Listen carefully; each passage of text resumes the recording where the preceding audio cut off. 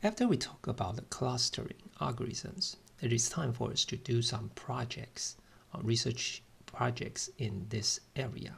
And therefore, this video is trying to talk about the CSCI 4370 Team Project 2 for the first part description. The objective of this project is basically I want you guys to be able to implement different clustering algorithms and then be able to familiar with real world data as the input data set. The data set I want you guys to work on this time is actually a data set that comes from UALR's biology lab. That is microarray data on the yeast genes. So we will have a quick look over the data. So make sure I want to make sure you know what you guys are working on. And finally, I want to simulate a research environment so that we will have some meetings to talk about your implementation of the algorithms as well as what we want to do after the algorithms are implemented. So these are the requirements. In about 2 weeks, I want you guys to do the following things. First of all, for each team, please implement 2 of the following clustering algorithms introduced in the class.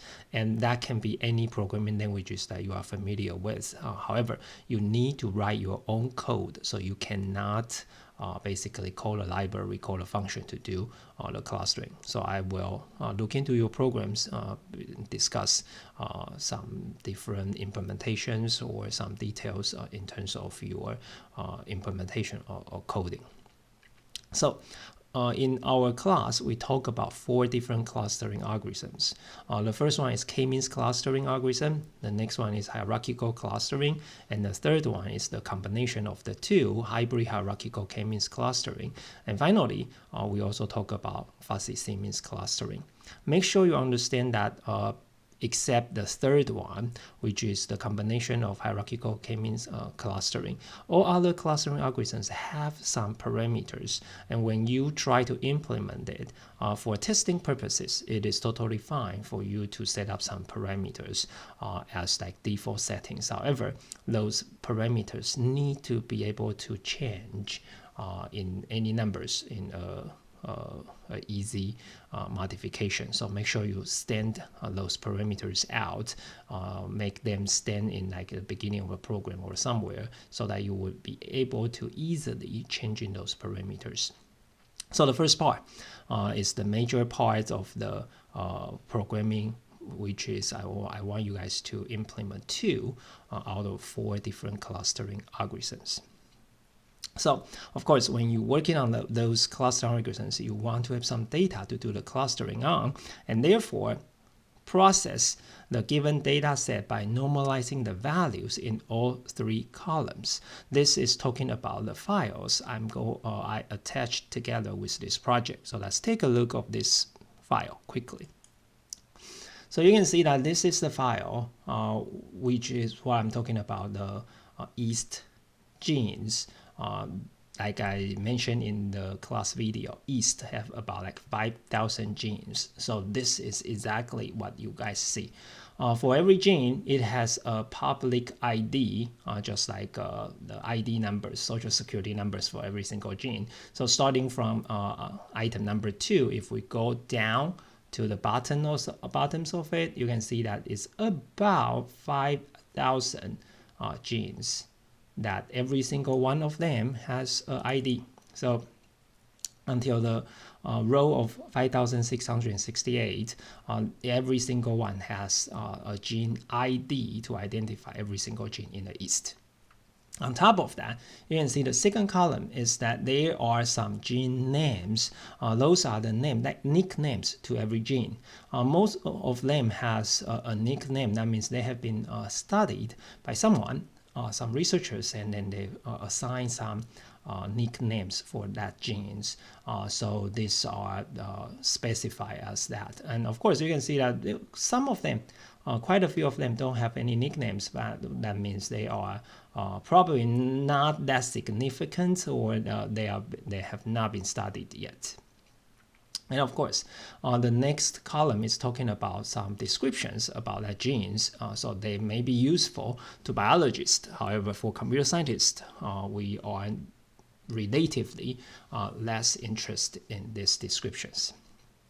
The next three columns are the important columns for us because they are data. And as you can see, those values are ranging from some positive values, some negative values, and they have different values over there. So what you will need to do, first of all, is pre-process those data.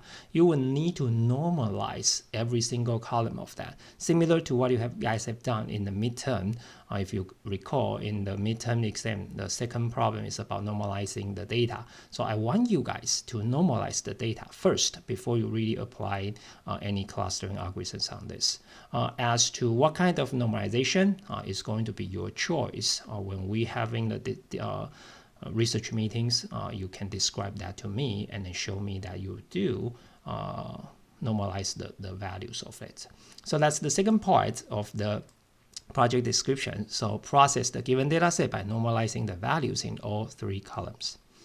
Finally, of course, you want to apply what you have implemented on the normalized data. So your team need to be able to show clusters with different parameters set up based on the algorithm of your choice. For example, if you choose k-means clustering, which I think many of you guys would choose that, I would say that, hey, show me k-means clustering with k equal to 3. And then after we are able to see the clusters, I may be able to say that, and show me the clustering results when k equals to like 15. And what I want to see is basically you will be able to show cluster 1 has the following genes, cluster number 2 has the following genes. Of course, since the data set that we have at like 5,000, it might be easier to output those data into a file or something.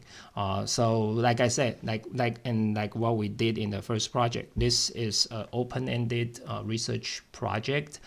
So just do what you think is the best. And of course, you are totally welcome to come join the online support and we can discuss about the differences as well as some clarification, or you may have these thoughts and you want to verify if that's going to be a good direction.